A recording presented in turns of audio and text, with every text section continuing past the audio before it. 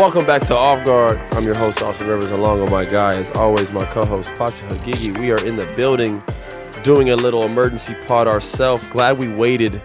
Was going to do one last night. Thought we might let the temperatures rise even more as we see De'Aaron Fox now on the move. We got a lot to uncover, get into. But let's first start with the trade that maybe shook up the world. Well, so let's call it what it is. We could have done a pod last night, but we knew we could smell it.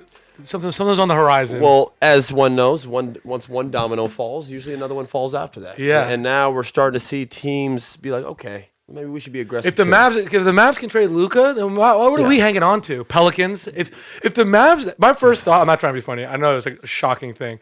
If the Mavs are like, man, we're gonna trade Luka, we don't like his conditioning.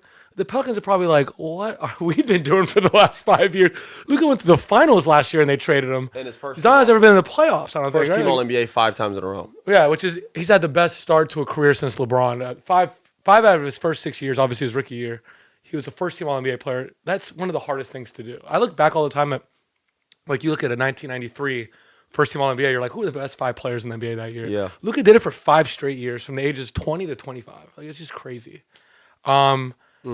Let's start from the beginning. When you first saw it, you obviously thought it was fake. We all thought it was fake.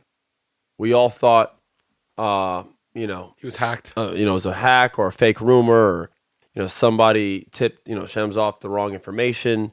But even then, he wouldn't tweet something like that for a player like that in a trade of that magnitude without being 100%, confirmed on the matter. So at that point, then you start to see it everywhere, and you're like, okay, this is real. I didn't know what to do. I was just antsy. I was like just walking around the house, couldn't sit down. I called my dad, called you, called different people, whoever's going to answer, because I needed to just like vent and talk to someone, just due to the fact that this trade was, it's just so beyond shocking. And it's not only what happened, it's how it happened. You were looking for someone to make sense out of it. When you called me, you were like, tell me something. Am I missing something? Yeah. Is there something wrong with Luka? What's happening? Because the trade is awful. So I need to understand why it's happening. Right. And then also need to understand why they didn't go to market with him or call 15 teams and shop him around. Why did you call one team and just offer it up? Which made me believe, okay, so this is only personal. Yeah. So I would think that you didn't want to get into a dirty situation like the Pelicans with Anthony Davis back in the day, where a guy's not going to sign an extension. I'm out, he's folks. On the market. That's all, folks. Yeah. You drag it on, and teams you're wondering what's going on, and it messes up the team, right? Like the team's under. Like look at any team that has that going on right now. You don't know what's going on with the Miami Heat or even the Kings lately. You don't know what the future's going to hold. So I think they just wanted to get ahead of it. I remember Darren Williams got traded from the Jazz. They got ahead of it a couple years early. It was very shocking at the time too. But nothing like this. But why not? I'm from the era. Austin, to me, stars, not even top stars, but any star gets traded for young prospects, like your Dyson Daniels, moving around, something like young and like intriguing, or picks. Mikal Bridges, 4 first-round picks. OG, all these guys, I'm thinking picks, man. Kevin Durant, picks, and Cam Johnson and Mikal Bridges.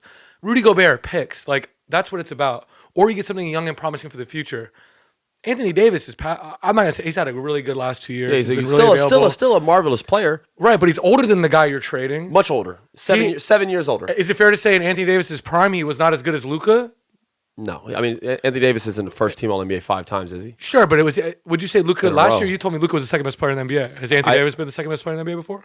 That's maybe during stretches. I think there's been stretches where he's been the second best player in the NBA, and I think there was a season there with New Orleans, maybe his last year there, the year before, where he was arguable to be a top 3 or 4 player. When they beat the Blazers, I remember thinking, okay, he's a good difference. Yeah, he was, and then even when they lost to the Warriors, he destroyed them. He just didn't have enough. Yeah. But even Draymond, I mean, he gave Draymond the business, and that doesn't happen often. Like on a one-on-one with Dre, that guy was just at that point. AD was probably, but even then, we're talking about top 5 possibly, because that was still prime Steph, KD, LeBron, so he wasn't top 3. All right, so we know that, but he was in that mix.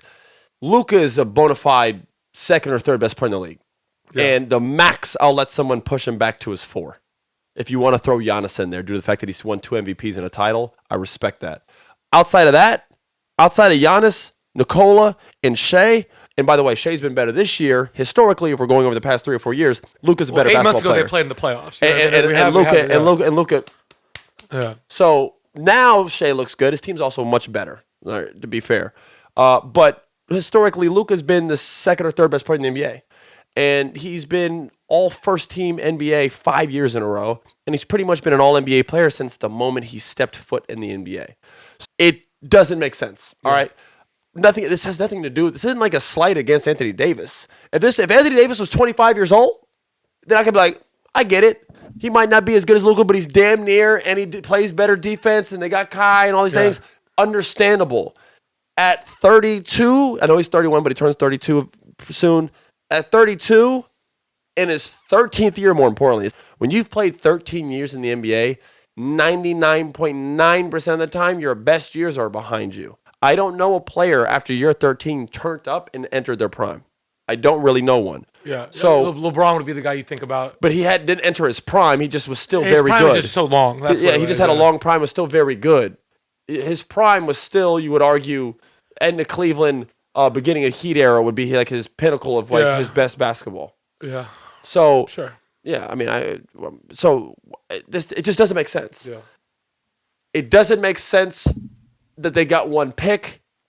And by the way, it's a 2029 pick. Luka's going to be good in 2029. The Lakers will be good. Yeah, the Lakers will be good. So you're getting essentially nothing. You're going to get a late first-round pick, and you got an Anthony Davis who, again, good player, but he's in his 13th season.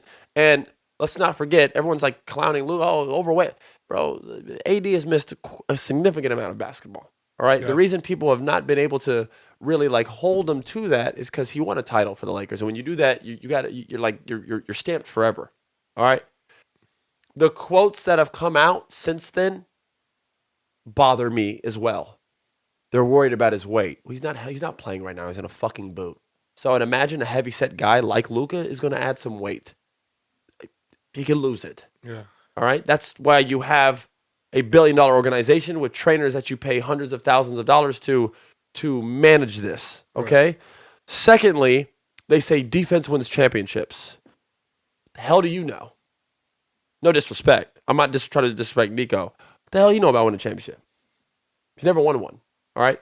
And this guy just took you to the finals last year, if I'm not mistaken.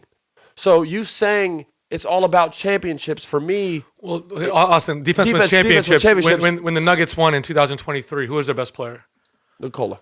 He's not historically a really good defender. No. The year before that, the Warriors won in 2022. Who's their best player?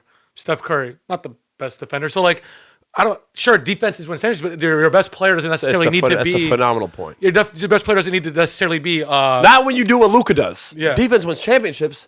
Rudy Gobert is a 4-time defensive player of the year. Fucking Luka just dropped a game winner right over his head. Bro, don't also, you were 3 games away from a championship with Luka, so it's not like you're that far away. A couple things go your way. Couple things. The Celtics aren't just unbelievable, and you're there. You played against a prime, peaking Boston Celtics team who was beyond hungry to prove everyone wrong to win, and they steamrolled through the Eastern Conference with teams that were hurt last year. By the time they got to the finals, with a healthy Porzingis now, they were unbeatable. If it was the year before and it was that Miami team in the finals, the Mavs would have beat them. Right now, we'd be talking about everything else. It would be so different. You just kind of ran into I'm not going to say an all-time team, but it was a very good team. One of the best starting lineups I've ever seen. That's it. Yeah. Austin, when you think about a franchise guy, you think about obviously someone that's super talented. It's an all-NBA first-team guy like Luka. He also, the way he plays, he's a game winner. He's a dog. The highlights, the style of play, he's marketable. Everything about him just seems so like, I can't believe you wouldn't want this guy to be the face of your franchise going forward at 25. You know, Luka's got to be feeling a multitude of feelings right now. One, embarrassment, because it's like, how dare you get off of me? You know what I'm saying? Yeah. Pause. It's like, I don't understand how a player like that gets moved, and I'm sure he knows, like, I'm sure Luka believes he's the best player in the NBA. But he wouldn't be wrong. Sometimes he's known to be a top 2 or 3 player in the league, and he had a $345 million contract ahead of him coming his way, super max, and now that's been taken. $115 million he lost. So, and then on top of that, again, no one likes being waived, cut, traded. It's not a fun thing. You don't feel wanted when it's happened. On the other side, for the trade to happen, somebody wants to want you. Okay. Does that make Luka feel any better? No, because any team in the league would already want him. That doesn't do anything for him. He's probably like, of course they want me. I'm more bothered that this team I took them to the finals last year. I took them to the conference finals years prior with a team that had no business being there. They beat a Phoenix team that was superior to them. But Luka was so unbelievable that in that game 7, they didn't stand a chance because he came out and had like 30 in the first half. That's what he did on the road. And you trade me? Holy shit, man. And Luka's, he won the EuroLeague championship at 18 before he came over. He's a winner. You know what I mean? He's gone to the NBA finals, conference finals another year. And he's done that with, in an era where there are a lot of big threes and a lot of studs. Like, bro, yeah, he's done it with good talent, but he's been the man everywhere he's gone and whatever he's done. So it's just so that we're just basically speaking what everyone else is thinking. It's shocking. Nothing against Anthony Davis. It's like I compared it to if Shea got traded right now for Karl Anthony Towns, an older big. It's like, yeah, Cat's really good. Are you kidding me? But that you're trading Shea for Karl. It just doesn't make sense. It doesn't add up. It doesn't add up. And on top of that, you start to wonder like, what's the motive long term? Yeah. Now your 2 stars are in their 30s. You have Kyrie, who's in his mid 30s, damn near, or he's like 30, about to be 33. Okay. He's in year 14, and you have Anthony Davis in year 13.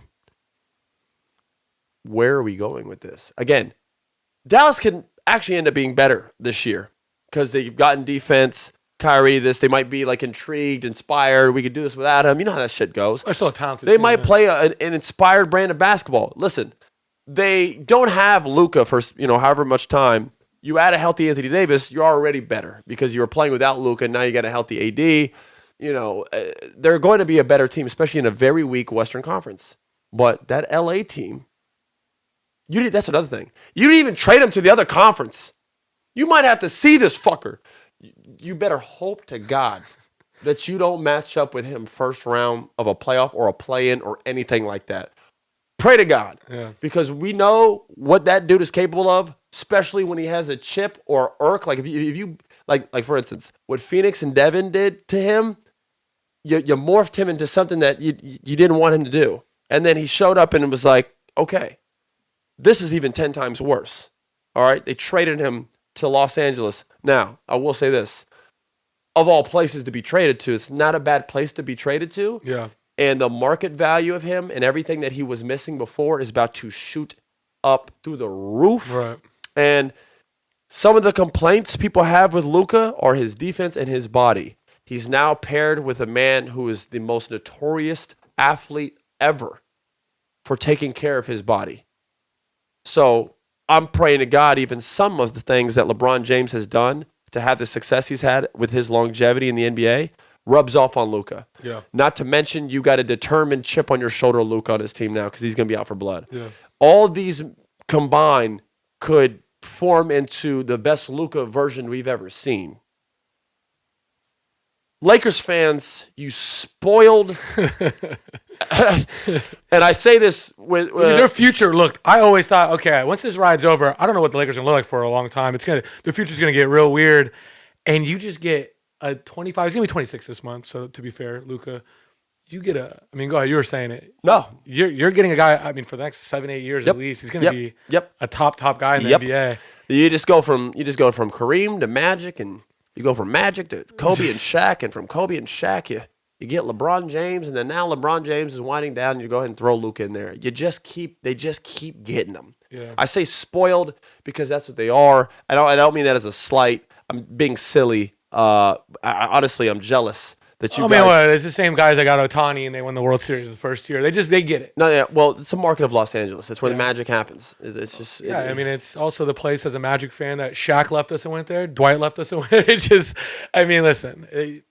I want to talk about the Lakers aspect of things as far as how about LeBron? Everyone keeps talking about fit. This is my biggest pet peeve on internet right now, Twitter, or whatever. I don't like the fit for Luka and LeBron. Guys, I don't think Dwayne Wade and LeBron was going to be necessarily a good. I don't know what fit. When the guys are this good, they figure it out. They said the same thing about Kyrie and Luka. They went to the finals last year. So, I mean, what does the difference it make? I think people too many times, especially fans who aren't familiar with the game to the level of, maybe they think they are, or people who haven't really played at a high level, you see position and how each player plays, and you're like, they can't work together. Obviously, Luka and LeBron are smart, high IQ players. They can make adjustments and learn how to work together. Everybody thought Chris Paul and James Harden was going to be a catastrophe. That was a really good Houston Rockets team. They ran into the Warriors, but other than them, they were pretty much better than everybody else in the league. They both need the ball in their hands. Chris Paul and James Harden. They both need the ball. They can't do it, but they were able to figure it out. You want to know why? They're both very high intelligent basketball players and human beings. So you just figure it out. Right. It's the same thing, Luka and Kyrie, Dwayne Wade, LeBron James, a great point. LeBron James has played with a plethora of stars. He played with Kyrie Irving already, another ball-dominant player that worked very well. If you don't remember, they won a championship. So if you don't think LeBron James can work with a Luka, it will. And not to mention, because Luka is so good at playmaking, it would alleviate LeBron James' stresses to the point where people are talking about this being his last year. That might not be a scenario anymore. He might actually play another 2-3 years just due to the fact that he's playing with a young gun who's arguably the best guard in the NBA. It can alleviate some pressure and save him for the postseason to where LeBron James can now pick and choose when he needs to turn up. You don't have to play all 82 games and do all these things just to keep him afloat. You got a guy that you could actually sit out on a Sunday when you're sore at 40 years old and let this guy go for 42, 10, and 12. Right. It's a hell of a luxury to have. It could, if LeBron wants to, it could extend his career as much. This could absolutely extend his career. Yeah, I mean, so this is a guy that creates like Luka. I mean, if it doesn't, and he wants to retire, then you thank him for everything he's done. He brought a banner to Los Angeles. You pack him up, you ship him out, and you got this guy here now that you can build a team around. So now they have a future. Lakers had no future. They had LeBron James, who's an unbelievable player, box office, brings in a lot of money, but he's 40 years old in year 20-something. You got Anthony Davis in year 13. That's it. So at that point, you're like, what is our future? Our only asset outside of that is Austin Reeves, who's a good role player. He's not a star, but he's a good role player. They had no future to build around. They were fucked, to be quite frank. For them to be able to pull this shit off on a random Sunday and get a call and be like, do you want Luka for AD? Rob Pelinka probably hung like, up man, how many picks? They're like, just one. We'll take one. And obviously we like Max Christie. I picture the scene in Wolf of Wall Street when Leonardo is teaching his fellow companions on how to scheme and get a deal done. Remember, he has the guy on the phone and he's doing all the answers in the background. They're all laughing, but the guy thinks he's getting a good deal. I picture Rob Pelinka in the office and all of his friends, and he's doing that thing where he's like, he's doing the whole thing. That's what this just doesn't, bro. And then the comments by Nico, man, like the defense wins championships. Jason Kidd had nothing to do with this. This was my decision. And, me and Rob talked a week prior, and I was like, would you do this? I don't know, maybe. And then now we did it. I'm just like, bro, the fact that you had a week to think about this and still did it is beyond me. It's beyond me. And I don't want to be too harsh on Nico. He has made great moves for Dallas. Every move. I've liked every move. Getting Kyrie. Getting Kyrie was a great move. Getting Daniel Gafford was a great move. PJ Washington. Yeah. Nico Harrison has made very solid, good moves for the Mavs. Absolutely. Even getting like guys like Grimes and other little pieces, Najee Marshall, he's put together really good pieces in Dallas. I actually think Nico Harrison's a pretty damn good president, GM, I like whatever you want to call him. To be honest with you, I like everything. He's ever done. Klay Thompson, everything. I even like Klay Thompson signing. I like everything he's pretty much done for Dallas. You lost me with this one. And I understand what he means because I understand how Luka can play. We see it. We watch it. We get it. With that being said, whatever that style is, has led him to a conference finals and 3 games away from having a ring. And you ran into the best Boston team that they've had since 2008. So any other year where they, like you said, bro, if they would have went, this is how timing works, man. It's so funny how luck and timing matters. If they would have played the Heat team from a couple years prior. The year before. Yeah. The series would have went 5-6 games, Luka and them were walking around with a ring. And we're not even having this conversation. But you run into a Boston team who was hell-bent on proving everybody wrong after getting eliminated the year prior, embarrassingly, to Miami or Milwaukee, whoever they lost to. Come on, man. Yeah. Oh, my God. And you know what? Fresh out of if Nico Harrison, if you think the move was to move Luka, obviously we disagree, but that might be your move, and who knows? Maybe time will tell. Maybe it's a good move. But what about what you got for him? And as far as not even be able to get more picks or a younger prospect like that, that's to me is the mistake. That's the mistake as well. Not going to market or shopping him around. I don't want to say who, but I talked to someone who's close with an owner of an NBA team, and they talked earlier today. And this owner of a certain NBA program or team, franchise, whatever you want to call it, who has stars on their team, literally was like, good God. I wish I would have known because I would have gave him. Way And when more, I tell you the names, I can't tell you them, but it's the package. They talk about 2-3 picks, a couple young guys, and a bona fide star, young one, for Luka. Instead, they got AD, Max Christie, and 1 pick.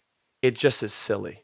And Max Christie's a solid young guy, but bro, we're talking about Luka, man. You know what I mean? And this is a guy who's. I don't think people understand the gravity, or maybe they do. I think everyone actually understands. That's why the world's going crazy right now. That's why you have protests outside in Dallas, and you have Mavs fans. When was the last time we saw a star for star get traded like this without the other things getting involved? I'm trying to think. I mean, Paul George got traded for Oladipo and Sabonis. Sabonis was a rookie. I'm trying to think. Star for star? It just doesn't happen too much, man. No. Like Glenn Rice, Alonzo Mourning in the 90s, Mitch Richmond, and Chris Webber. Like, I don't know. Can't think. I'm trying to think of like star for star. I mean, I'm sure after we stop recording, we could probably think of some, but somebody, yeah. But it's normally like a blow-up the point is, situation. it's hard to think of it because it doesn't happen often. Right. And it's not only how it happened; it's who was involved. They didn't go to market. It was random. It feels forced. It seems like you're trying to go for a quick grab to see if you could be better this year and make a run because this year's been weird for the Mavericks. They're just trying to like fix this problem, and it doesn't look like it has longevity attached to it, or there wasn't thought into it.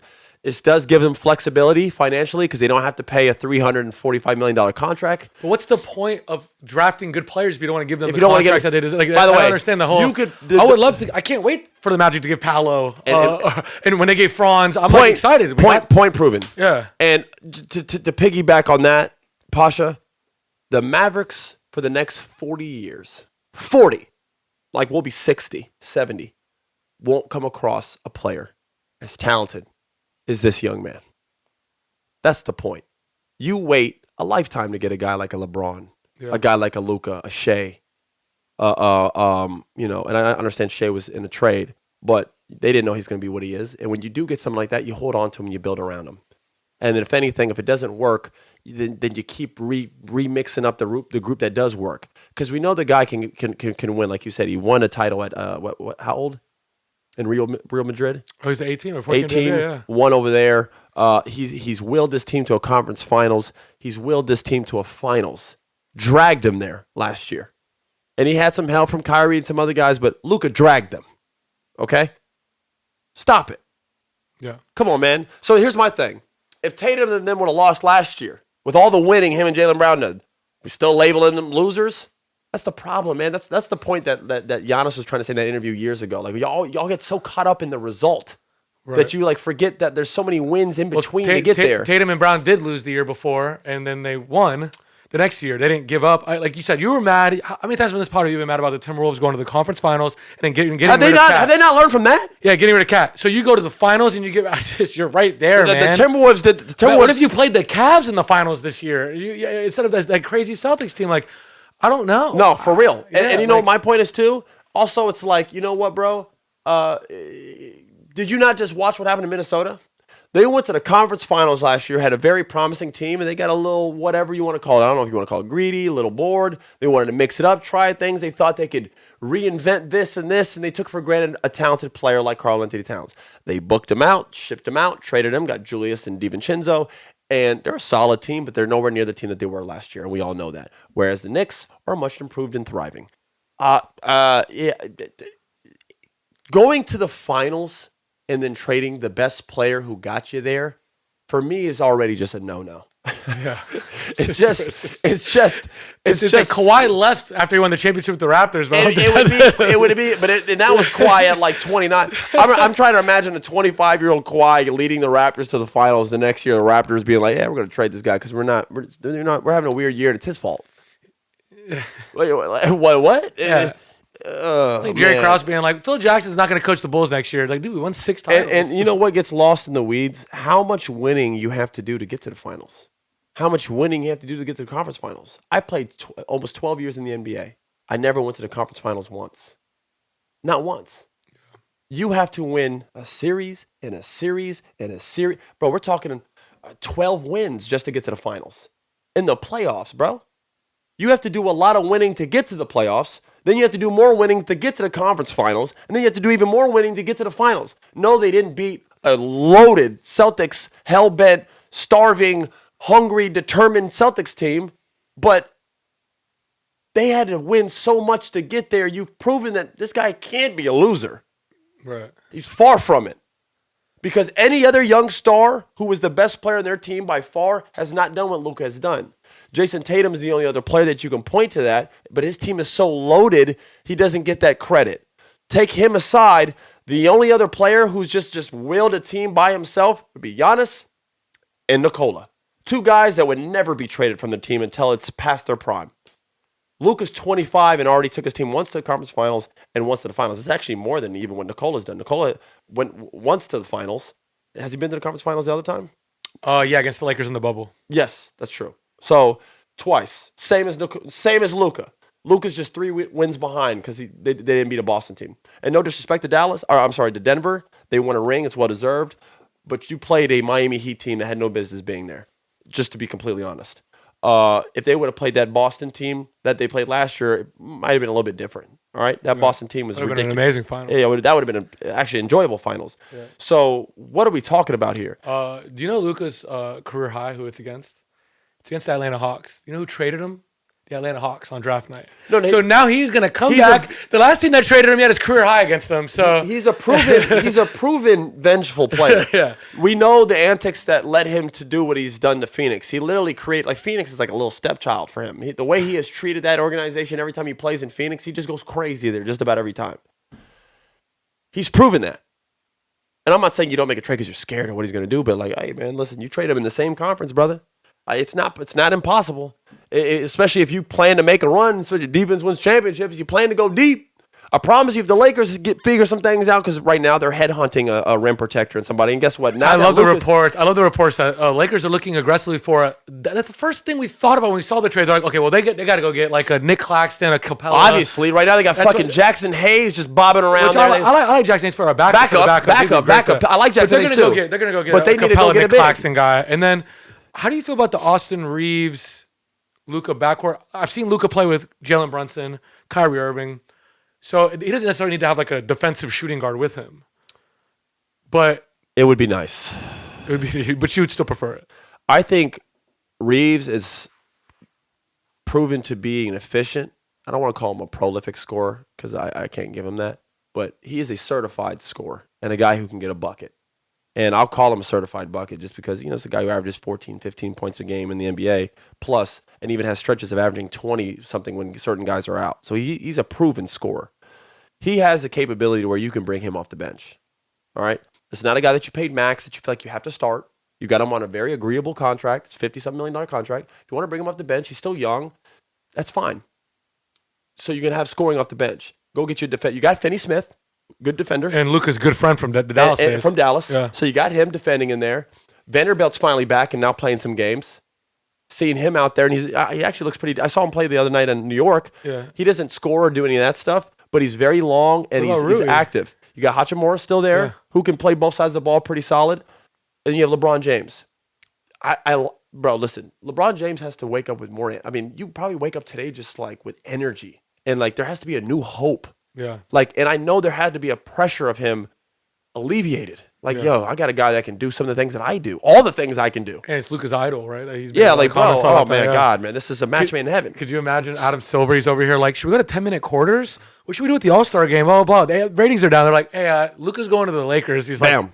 Okay, we're good. Thank God. No, it's perfect. And you have Luka, and you start filling in the gaps. That's what you do. The problem, I always try to tell people are like, well, who's gonna play next to Luka? What big they're gonna get? They got the hard part figured out. Yeah. There's plenty of teams with a bunch of muskrats running around that don't have the superstars. They got two bona fide ones. I know one's old, but he's still fucking unbelievable. We saw him the other night against the Knicks. And I saw him in the Olympics carry the goddamn torch in on the boat. They gave him the torch. He was walking around like Captain America. And so he can still play. Yeah. So you got LeBron James, probably with some new life, honestly. Yeah. And like you said, he doesn't have to do everything all the time. No, now he can actually lay back. Yeah. He can go to dinner with Bronny, do everything you want to do. You got Luka who can take care of stuff. You got him, and you got still, it's not like they gave up all their, like you said, bro. Dallas didn't even get Bro, these should have. Reeves got to come. I want Reeves, Hachimura, Christie, and AD. Fuck your first round pick. It's you guys are gonna be good by that time anyways. We don't want it. Or a later first round pick. Or give me something else. I want a couple years down the road. I want 3 picks from 2030. Why not? Like that's what you do. That's what Danny Ainge did when he fucking dumped that whole Utah team, and everyone's like, "What's he doing? He got rid of everybody." Bro, in 2030, Utah's gonna be nuts. They got like 15 picks. Right. You know, him and Sam Presti are set up not just for now, but for the future. If you have a guy like Luka, if you're gonna move him, which you shouldn't, but if you are, set yourself up forever. Yeah. At least for the next 10 years, you guys have no hope. You guys have to win right now. Dallas has to win this year or next year, or this trade makes 0 sense. Right. And that's a hell of a pressure thing to be in, especially with a team that's not really built to compete. No offense, you got a good team. You're not beating OKC this year. No disrespect. It ain't happening. It's not. Yeah. Especially without Luka. They beat them last year because they had Luka. Luka's what gives them the edge over these teams. Luka's what, when we thought like, oh, OKC and these teams are good, but if they run into a Dallas, but you know, Luka in the playoffs, he's just gonna do what he does. That's gone. You know, it's just such a fucking insane trade. I can't believe it. But listen, the Lakers have life, and now you fill in the gaps. The hard part's done. You got the stars. Now you go get a Clint Capella. You go get a Valanciunas, whatever. You figure it out.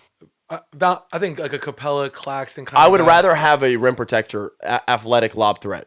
That's what Luka needs the lob threat. By the way, how about the Dallas Mavericks center unit right now? Gafford, Lively, and Anthony Davis is the best center unit I've ever seen in NBA history. They are big. Yeah. Now listen, I told you, short term, Dallas is a problem. Yeah. Long term, this is going to be an issue. You just traded one of the most probably highest assets in basketball, or what we thought. But right now, in a depleted Western Conference, they're not bad. I liked them before the trade, though, Austin. They could if they would have told me they weren't playing well. Yeah, but Luka's been out. If you were to tell me they were going to go to the finals this year, I wouldn't be like that surprised. A lot of people. No. Yeah. Okay. Fair. I gotta talk about JJ Redick for a second. You had a great career.